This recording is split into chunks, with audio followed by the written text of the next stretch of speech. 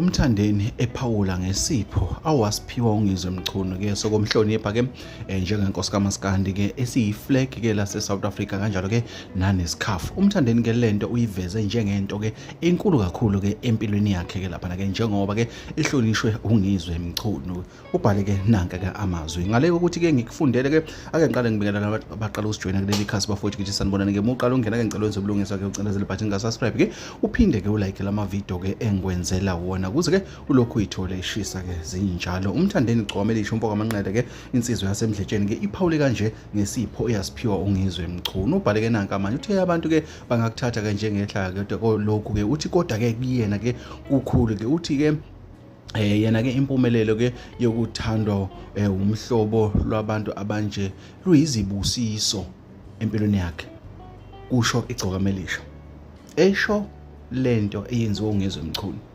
Uthi ukuthandwa ngabantu abawuhlobo olufana noNgizwe Mchunu empilweni yakhe kufana nesibusiso. Siyakhumbula abafowethu sike sabona okuhle namhlanje umthandeni abakwenzile nethimba lakhe lokuthi babuyelise uNgizwe Mchunu kuba yinxusa lalezi imonto zakwa JAC. Bafowethu lento inhle kakhulu into futhi eshawela ihlombe ukubonakala ukuthi ukubambisana kwabo kuyaqhubeka kuyaphambili. Bafowethu kuthiwa ubuntu bungabantu kusuke kusho into efana nale. Uma usiza omunye umuntu naye usuke ezokusiza.